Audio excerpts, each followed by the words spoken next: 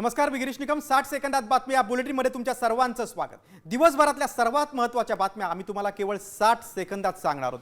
सुरुवातीलाच बातमी आहे शेफालीबाबतची. काटा लगा गर्ल शेफाली जरीवालाचा मृत्यू झालाय. पाहूयात 60 सेकंदात बातमी. काटा लगा गर्ल अभिनेत्री मॉडेल शेफाली जरीवालाचा वयाच्या 42व्या वर्षी मृत्यू झालाय. शेफालीला काल अचानक हृदयविकाराचा झटका आला. तिची प्रकृती खालावल्यानंतर तिचे पती पराग त्यागी यांनी तिला तातडीने रुग्णालयात नेलं. मात्र रुग्णालयातील डॉक्टरांनी तिला मृत घोषित केलं. 2002 मध्ये तिचं काटा लगा गाणं चांगलंच गाजलं होतं. तिच्या इमारतीच्या वॉचमननं 27 जूनच्या रात्रीचा संपूर्ण घटनाक्रम सांगितलाय. भैया मैं शेफाली जी को नहीं देखा, उसके गाड़ी गई है, मैंने गेट खोल दिया. वही 10 सवा 10 बजे. मुझे तो 1 बजे रात में पता चला, ये कोई आदमी बोला कि शेफाली जी डेथ कर गए. तब वो भी मैं विश्वास नहीं किया था, क्योंकि मैं तो अच्छा भला देख रहा था उसको रोज. और उसने मोबाइल से फोटो दिखाया कि देखो शेफाली जी डेथ कर गए. शेफाली जरीवालानं आपल्या अप्रतिम अभिनयानं आणि सौंदर्यानं प्रेक्षकांची मनं जिंकली होती. बिग बॉस मधल्या तिच्या सहभागानं सर्वांचं लक्ष वेधून घेतलं होतं. शेफालीचा अचानक मृत्यू झाल्यामुळे आता तिच्या मृत्यूचं गूढ वाढलंय. पाहूयात 60 सेकंदात बातमी. मुंबई पोलिसांनी शेफाली जरीवालाच्या पतीचा जबाब नोंदवलाय.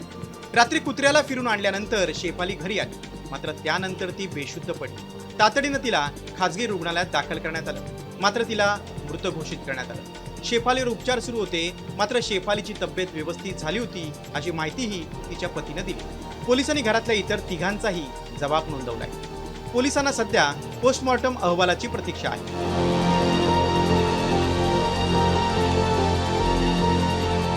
तर दुसरीकडे शेफाली जरीवालाबाबत नवा खुलासा समोर आलाय.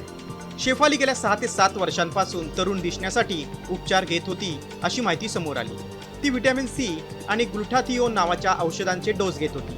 ही औषधं तरुण दिसण्यासाठी आणि त्वचेसाठी होती. मात्र या उपचाराचा आणि हार्ट अटॅकचा काही संबंध नाही अशी माहिती डॉक्टरांनी दिली. त्यामुळे शवविच्छेदन अहवालातूनच तिच्या मृत्यूचं गूढ उकलणार आहे. बिग बॉसच्या घरातल्या 3ऱ्या स्पर्धकाचा मृत्यू झालाय. त्यामुळे हे घर शापित असल्याचा आरोप होतोय. पाहूयात 60 सेकंदात बातमी. शेफालीच्या मृत्यूनंतर बिग बॉस फेम हिमांशी खुरानाच्या पोस्टमुळे एकच खळबळ माजली. मला वाटतं की बिग बॉसचं घरच शापित आहे अशी पोस्ट हिमांशी खुरानानं केली आहे. अभिनेत्री शेफाली जरीवालाचं हृदयविकाराच्या झटक्यानं निधन झालंय. त्यानंतर हिमांशीने सोशल मीडियावर एक पोस्ट केली होती आणि त्या पोस्टवरून चर्चेला उधाण आलंय. कारण बिग बॉसच्या या रियालिटी शो मध्ये भाग घेणाऱ्या 3ऱ्या कंटेस्टंटचा मृत्यू झालाय. शेफाली जरीवालाच्या आधी 2 जणांचा असाच अचानक मृत्यू झाला होता.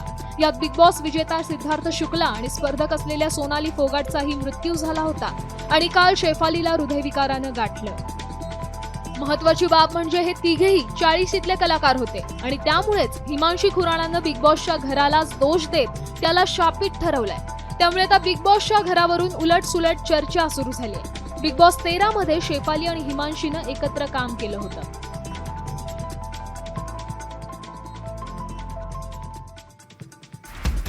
शेफाली जरीवालानं आपल्या टॅलेंटच्या जोरावर स्वतःला सिद्ध केलं. ज्या गाण्यानं तिला एका रात्री स्टार केलं त्या गाण्यासाठी तिनं केवळ 7,000चं मानधन घेतलं होतं.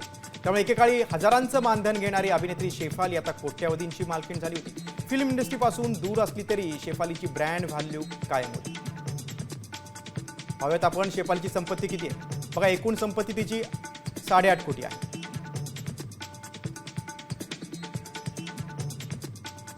शेफालीची एका शोसाठी 10 ते 25 लाख रुपये फी घेत होती. फिल्म इंडस्ट्रीपासून दूर असली तरी ब्रँड व्हॅल्यू मात्र तिची कायम होती.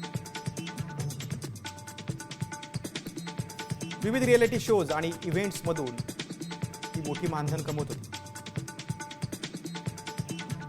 काटा लगा गाण्यासाठी शेफालीला केवळ 7,000 रुपयांचं मानधन मिळालं होतं. मात्र रातोरात ती स्टार झाली. इतर बातम्यांकडे. हिंदी सक्तीच्या जी.आर संदर्भात महायुती सरकारमध्ये हालचाली सुरू असल्याचं पुढे झालंय. कारण हिंदी सक्ती संदर्भात उद्या अधिवेशनाबाबत आयोजित केलेल्या मंत्रिमंडळ बैठकीत चर्चा केली जाणार आहे अशी माहिती उपमुख्यमंत्री अजित पवारांनी दिलेली आहे. पहिलीपासून हिंदी सक्तीची असावी या मताचे आम्ही नाही असा पुनरुच्चार अजित पवारांनी केलाय. पहिलीपासून केवळ मातृभाषाच असायला हवी आणि तिसऱ्या भाषेचा विचार हा 5वी पासून करावा, असं देखील अजित पवारांनी आवर्जून नमूद केलंय.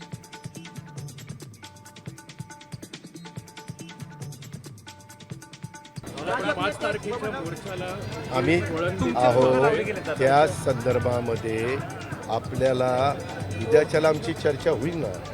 उद्या कॅबिनेट आमची असते, आम्ही त्याच्यामध्ये चर्चा करू. मराठी भाषा हीच आपली सक्तीची आहे, त्याच्यामध्ये दुसरा कुठला प्रश्न नाही.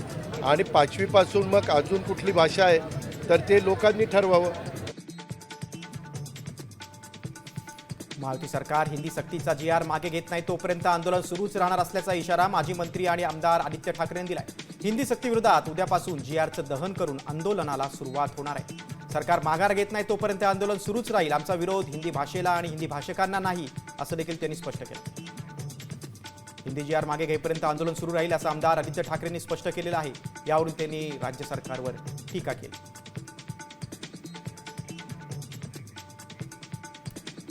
उद्या परवाचं जे आंदोलन आहे, उद्याचं जे असेल किंवा 5 तारखेचं असेल, आणि हे आंदोलन जोपर्यंत हा GR सक्तीचा मागे जात नाही तोपर्यंत चालू राहील. महत्त्वाची गोष्ट हेच आहे, आमचा विरोध कशाला आहे. पहिलं तुम्हाला पुन्हा एकदा स्पष्ट करून देतो, भाषाला नाही, त्या भाषिकांना नाही आहे. पण कुठचीही भाषा, मग ह्या आत्ताच्या विषयामध्ये हिंदी तुम्ही पहिलीच्या विद्यार्थ्यांवर जे लादताय आणि महाराष्ट्रात सक्ती करताय त्याला आहे.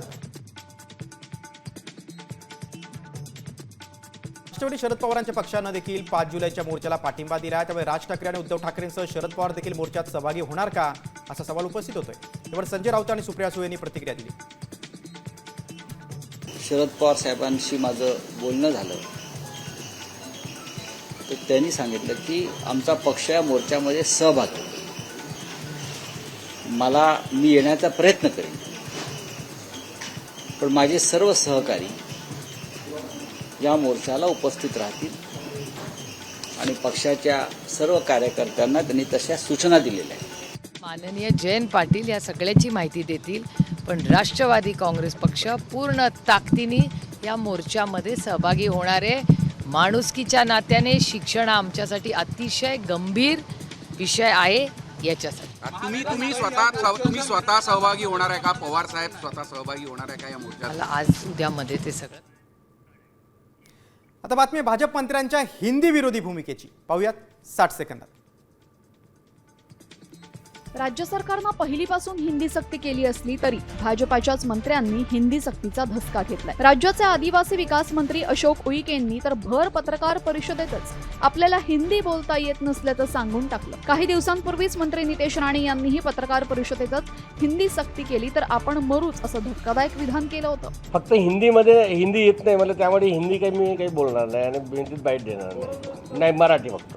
नाही, माझा जन्म जे आहे ना, मी आदिवासी समाजाचा माणूस आहे. माझी माय अनपढ होती, अज्ञानी होती. त्या बिचारीनं माझ्यावर मराठीचे जे संस्कार दिलेले आहेत तेच भाषा मला. हिंदीची सक्ती केली तर मी तो मरीन उद्या. इसे आपण का तोपून का हो जाएगा इधर. हिंदीची सक्ती केली तर मी तो मरीन उद्या. इसे आपण का तोपून का हो जाएगा इधर. भाजपाच्याच मंत्र्यांनी हिंदी विरोध दर्शवल्यामुळे आता महायुती सरकारला घरचा आहेर मिळालाय. शिंदे सेनेचे मंत्री गुलाबराव पाटलांनी संजय राऊतांवर पलटवार केलाय. एकनाथ शिंदे तुझ्या छाताड्यावर बसले, सोन्या तू अजून शुद्धीवर आला नाही का, अशी टीका गुलाबराव पाटलांनी केली. हिंदीच्या मुद्द्यावर शिंदे कुठे लपलेत, असा सवाल संजय राऊतांनी केला. मला आश्चर्य वाटतंय शिवसेना म्हणून घेणाऱ्या त्या एकनाथ शिंदे आणि लोकमंडळींचं, ते कुठे लपून बसले. कोणत्या त्यांनी का बंकर केलाय का, या विषयावरती बोलायचंच नाही. आणि कोणत्या भूमिका मांडताय, उदय सामंत कोणती भूमिका मांडतायत. उदय सामंत ते शिंदे गटाचे मंत्री आहेत ना, त्यांनी ठामपणे मराठी माणसाची भूमिका मांडायला पाहिजे. चांगली गोष्ट आहे, कोणाला विरोध थोडी या गोष्टीचा. मराठी ही आमची भाषा आहे आणि आम्ही ती मान्य करतो. विषय हिंदीचा आहे आणि हिंदीच्या बाबतीमध्ये हा सामूहिक निर्णय झाला पाहिजे अशी सगळ्यांची इच्छा आहे. त्यामुळे मला नाही वाटत की याच्यामध्ये कोणाला विरोध आहे. अरे एकनाथ शिंदे तर तुझ्या छातड्यावर आहे बाबा सोन्या, तू काय एकनाथ शिंदेच्या नादी लागला, अजून काय शुद्धीवर नाही आला का तू. आणि युतीसंदर्भात राऊतांच्या एका मोठ्या विधानाकडे बोलूया. मराठीसाठी पुकारलेल्या आंदोलनानंतर आता पालिका निवडणुकीत देखील ठाकरे बंधू एकत्र येणार असल्याचे संकेत खासदार राऊतांनी दिलेत. पाहूया 60 सेकंदात बातमी. हिंदी सक्ती विरोधातल्या 5 जुलैच्या मोर्चानंतर राज्यामध्ये मोठ्या राजकीय घडामोडी घडण्याची शक्यता आहे. या मोर्चानंतर आगामी निवडणुकांच्या रिंगणामध्ये देखील दोन्ही ठाकरे बंधू एकत्र उतरण्याची शक्यता असल्याचं बोललं जात आहे. याबाबत स्वतः ठाकरे सेनेचे खासदार संजय राऊतांनी संकेत दिले. एकत्र येऊन या निवडणुका लढाव्यात ही आम्ही भूमिका अनेकदा जाहीर केली आहे. राज ठाकरे यांनी सुद्धा जाहीर केली आहे. आता उद्याचा मोर्चा आटपल्यावर एक चांगलं वातावरण निर्माण होईल या महाराष्ट्रामध्ये, मराठी माणसांच्या मनामध्ये, आणि त्यातून आम्हाला खात्री आहे की नक्कीच चांगलं घडेल. अर्थात देवेंद्र फडणवीस असतील, एकनाथ शिंदे वगैरे वगैरे वगैरे त्यांनी किती आपटापट केली तरी मराठी माणसाची एकजूट सुटणार नाही. या आंदोलनानंतर ठाकरेंची युती झाली तर राज्यातील राजकीय समीकरण पुन्हा बदलणार असून नव्या युत्या आणि आघाड्या निर्माण होणार आहेत. हिंदी सक्तीविरोधात जोरदार बॅनरबाजी होते. त्यात शिवाजी पार्कात लागलेल्या मनसेच्या बॅनरची जोरदार चर्चा आहे, कारण या बॅनरवर उपमुख्यमंत्री अजित पवारांचा देखील फोटो दिसतोय. सरकारच्या या हिंदी सक्तीला सत्ताधाऱ्यांकडून देखील विरोध केला जातोय. त्याचीच आठवण मनसेनं बॅनरवरून करून दिली. मात्र या संदर्भात राष्ट्रवादी काँग्रेसचे प्रदेशाध्यक्ष सुनील तटकरेंना विचारला असता त्यांनी ठाकरेंच्या मोर्चात राष्ट्रवादीचा एकही नेता सहभागी होणार नसल्याचं स्पष्ट केलंय. मनसेच्या पोस्टरवर खुद्द अजित पवारांचा फोटो आहे, कारण अजित पवारांनी देखील हिंदी सक्तीला विरोध केलाय आणि त्यामुळेच मनसेनं हा बॅनर लावला. राष्ट्रवादी काँग्रेस पक्षाचा कोणी नेता या मोर्चामध्ये सहभागी होणार नाही. हा विरोधी पक्षाने काढलेला मोर्चा आहे. राष्ट्रवादी काँग्रेस पक्षाला या संदर्भामध्ये काय भावना व्यक्त करायच्या असतील तर जरूर आम्ही मुख्यमंत्री, दोन्ही उपमुख्यमंत्री यांची भेट घेऊ आणि त्या बाबतीमध्ये मार्ग काढण्याचा प्रयत्न. नाशिकमध्ये सुधाकर बडगुजर यांच्यानंतर आता महानगर प्रमुख विलास शिंदे देखील शिंदे सेनेत प्रवेश करणार आहेत. कालच त्यांनी ठाकरे सेनेबाबत जाहीर नाराजी व्यक्त केली होती. त्यानंतर लगेचच त्यांची महानगर प्रमुख पदावरून हकालपट्टी झाली. कारवाई अपेक्षितच होती. नाराजी व्यक्त केली की शिवसैनिकांवर आधी अशीच कारवाई होते असं विलास शिंदे म्हणाले. तर 30 वर्ष कट्टर शिवसैनिक म्हणून काम केलं, त्याचं हे फळ मिळालंय असे ते म्हणाले.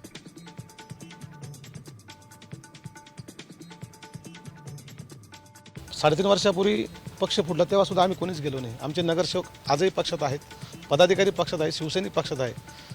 आम्हाला लाभ नफा पाहिजे किंवा असं काही स्वार्थ असतात आम्ही गेलो असतो 3.5 वर्षापूर्वी, पण तसं काही केलं नाही. परंतु भावना व्यक्त करणं गुन्हा असेल आणि इतक्या वर्षाचं निष्ठेचं फळ असेल तर मला वाटतं इतक्या वर्षा निष्ठेचं फळ मला त्यांनी दिलेलं आहे आणि मला पदावरून हटवले. मी माझा हक्क मागायला गेलो त्यावेळेस मला त्यांनी या पद्धतीनं पदावरून पायउतार केलं.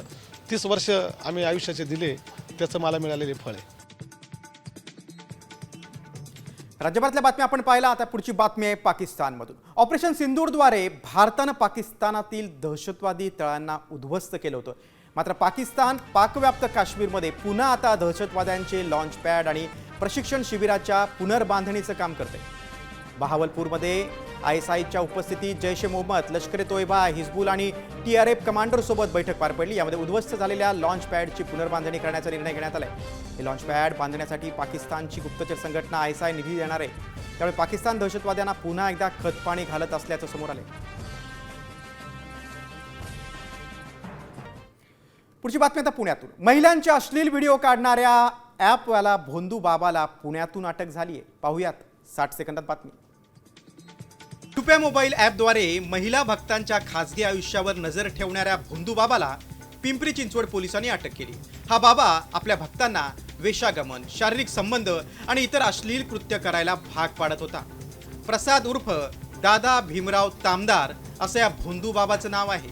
तो स्वतःकडे दिव्य शक्ती असल्याचा दावा करत त्यानं अनेकांची फसवणूक केली. त्यानं पुण्यातल्या मुळशी तालुक्यातील सूस गावातील स्वामी समर्थ बिल्डिंगमध्ये चक्क एक मठ उभारलाय. आपल्याकडे जे एक भक्त फिर्यादी म्हणून आलेले आहेत त्यांच्या सांगण्याप्रमाणे बावधन पोलीस स्टेशनला भारतीय न्याय संहिता त्याच्यामध्ये फसवणूक करणे, त्याचबरोबर विनयभंग आणि जादूटोणा अधिनियम आणि IT ॲक्ट याच्याप्रमाणे गुन्हा दाखल करण्यात आलेला आहे. भोंदू बाबा प्रसाद तामदार याला पुण्यात आणि महाराष्ट्रात मानणारा मोठा भक्त परिवार आहे. मात्र बाबाचा अश्लील कारनामा बाहेर आल्यानंतर भक्तांना मोठा हादरा बसलाय.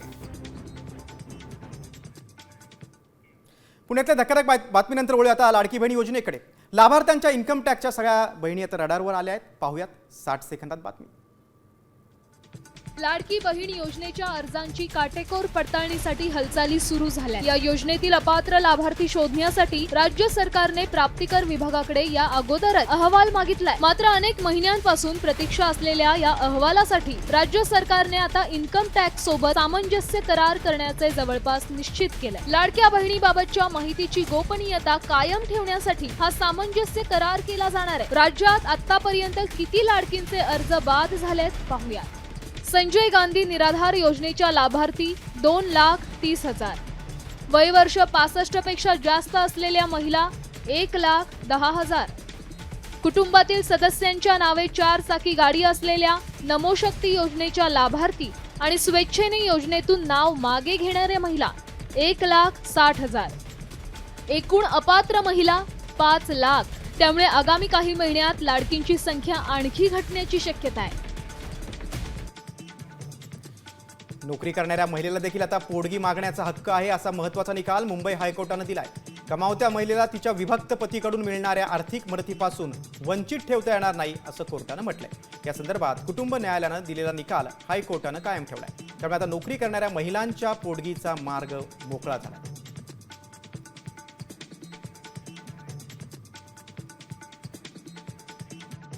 पोटगीच्या संदर्भातलं आतापर्यंतचं सर्वात महत्त्वाचं जजमेंट जे आहे, या जजमेंटनुसार सुप्रीम कोर्टाने काही फॉर्मॅट दिलेले आहेत ॲफिडेव्हिटचे, ज्या फॉर्मॅटमध्ये पती आणि पत्नी दोघांनाही आपलं इन्कम म्हणजे आपण काय कमवतो, पगार असेल तर ते पगाराच्या सॅलरी स्लिप लावाव्या लागतात, तुम्ही बिझनेस करत असाल तर त्याचं बँक स्टेटमेंट, त्याचे डिटेल्स द्यावे लागतात आणि दोघांवर असलेल्या ज्या जबाबदाऱ्या आहेत, ज्या लायबिलिटीज आहेत, त्या दोघांनाही सांगाव्या लागतात। एक धक्कादायक बातमी आहे पनवेलमधून। एका नवजात बालकाला रस्त्यावर सोडून आई वडील फरार झालेत। पनवेलच्या स्वप्नालय बालगृह परिसरातील ही घटना आहे। बाळाच्या रडण्याचा आवाज ऐकून स्थानिक नागरिकांनी धाव घेतली, तेव्हा हा सगळा प्रकार समोर आला। त्यानंतर स्थानिकांनी तत्काळ पोलीस ठाण्यात धाव घेतली। सध्या पनवेलमधील एका रुग्णालयात बाळावर उपचार सुरू आहे। आई वडिलांचा पोलीस शोध घेत आहेत। निळ्या बॉक्समध्ये या बाळाला सोडलं होतं आणि तिथे एक चिठ्ठी देखील लिहिलेली होती। मी या बाळाचं संगोपन करू शकत नाही, याचा सांभाळ करा, असं चिठ्ठीत नमूद केलं होतं। 6:40 पे हम देखे इसको। कैसे पता चला आपको? ये रो रहा था ना, तो मैं सोच रही साहब की हम आ जा रहे हैं। फिर मैं रिटर्न हो गई तो वो फल वाला चाचा आया, तो मैं बोली कि चाचा इधर क्या बोल रहे हैं। वो बोले क्या पता, हम तो टोकरी में देख रहे तो उसका हिल रहा है ना चादर। हम बोले इधर बच्चा है क्या, तो वो लोग भी आके देखने लगे इधर। तो क्या है उसमें? तो बच्चा ही है।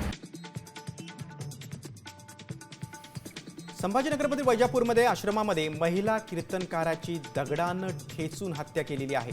हबप संगीताताई पवार असं मृत कीर्तनकार महिलेचं नाव आहे। संगीताताई पवार या सद्गुरू नारायणगिरी महाराज कन्या आश्रमामध्ये वास्तव्याला होत्या। संगीताताई पवार यांच्यावर मारेकऱ्यांनी आश्रमात घुसून दगडानं हल्ला केलेला आहे। दरम्यान हत्या का केली, कुणी केली, याचा पोलीस शोध घेत आहेत।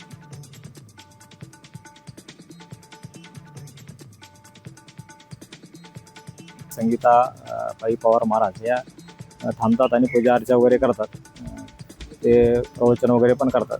तर रात्री ते एकट्याच होत्या, कोणीतरी त्यांच्या पडवीमध्ये झोपलेले असताना कोणीतरी त्यांच्या डोक्यामध्ये दगड घालून त्यांच्या हत्या केल्याचं दिसत आहे। तसंच वैजापूर टीम, स्थानिक पोलीस आम्ही सर्व अँगलने या घटनेचा तपास करत आहोत। लवकरात लवकर आम्ही खऱ्या गुन्हेगारापर्यंत पोहोचू। संभाजीनगरमधल्या धक्कादायक बातमीनंतर बातमी आता 11वी प्रवेशाची। राज्यातील 11वी प्रवेशाची गुणवत्ता यादी 2 दिवस आधीच जाहीर झालेली आहे। 11वी प्रवेशाची पहिली यादी 30 जूनला जाहीर होणार होती, पण पहिली गुणवत्ता यादी आजच शिक्षण विभागानं जाहीर केली। गेल्या 1.5 महिन्यापासून 10वी उत्तीर्ण विद्यार्थी 11वी प्रवेशाची वाट पाहत होते। राज्यातील 12,71,000 विद्यार्थ्यांनी यंदा 11वीत कॉलेजसाठी ऑनलाईन प्रवेश नोंदणी केली।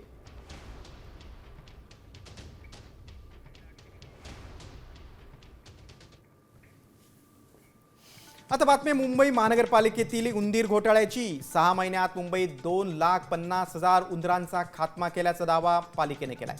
यावर महापालिकेने कोट्यवधी रुपयांचा खर्च केला आहे। मात्र उंदीर मारण्याच्या मोहिमेवर आता शंका उपस्थित केली जाते। मुंबई उपनगर पालकमंत्री आशिष शेलारांनी या मोहिमेची चौकशी करण्याचे आदेश दिले। ही सगळी मोहीम कागदावरच असल्याचा देखील आरोप होतोय।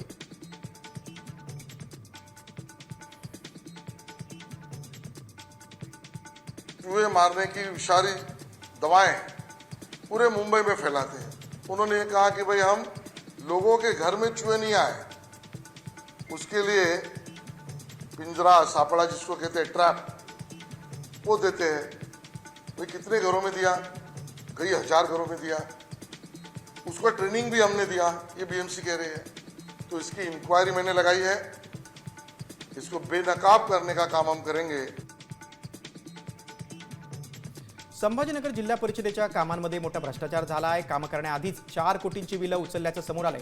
रस्ते, आरोग्य केंद्राचं बांधकाम, डोम उभारण्याची 14 कामं न करताच वेगवेगळ्या कंत्राटदारांच्या नावावर 4 कोटींची बोगस बिलं उचलल्याचा आरोप भाजपचे आमदार प्रशांत बंब यांनी केलाय। यावरून आता आमदार प्रशांत बंब यांनी जिल्हा परिषदेच्या अधिकाऱ्यांना धारेवर धरले। धक्कादायक बाब म्हणजे कामांची पाहणी न करता बिलं मंजूर केल्याची कबुलीच अधिकाऱ्यांनी दिली। या सगळ्या करप्शनमध्ये म्हणजे एम्बेझलमेंटमध्ये कॅफो सामील आहेत। कॅफो साहेबांनी कोणतेही कागदपत्र न बघता यांनी कोणत्याही गोष्टी चेक केलेल्या नाहीत आणि जवळपास 4 कोटी रुपये हे ऑलरेडी उचलण्यात आलेले आहे ऑगस्ट 2024 मध्ये। 2024 मध्ये आजचे कार्यकारी अभियंता आणि त्याच्या अगोदरचे कार्यकारी अभियंता हे दोन्ही जण होते। दोन्हींच्या काळामध्ये ही बाब घडलेली आहे। वळूया आता पर्यटनाकडे। लोणावळ्यात पर्यटकांची मोठी गर्दी झाली आहे, कारण शनिवारी सुट्टी असल्यानं पर्यटक लोणावळ्यात दाखल झालेत। भुशी डॅमवर पर्यटक आनंद घेत आहेत। विकेंड पर्यटक आता लोणावळ्यात साजरा करतात। शनिवार रविवारची सुट्टी साधून भुशी डॅमवर बघा कशी तुडुंब गर्दी झालेली आहे। हे दृश्य पाहून तुम्हाला देखील पिकनिकला जावंसं वाटेल। वर्षा सहलीची देखील इच्छा तुमची जागृत करेल।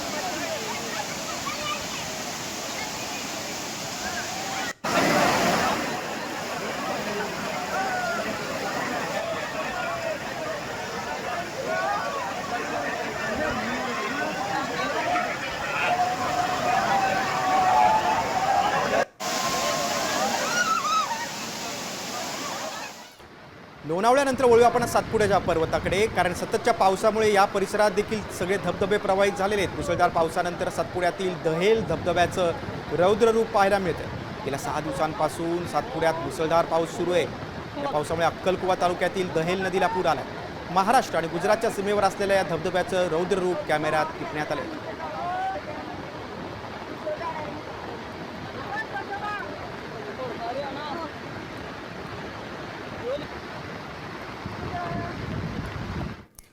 पुढची बातमी आता कोकणातून। आंबोलीच्या काळसाद इथे रुमाल घेण्याच्या नादामध्ये दरीत कोसळलेल्या पर्यटकाचा मृत्यू झालाय।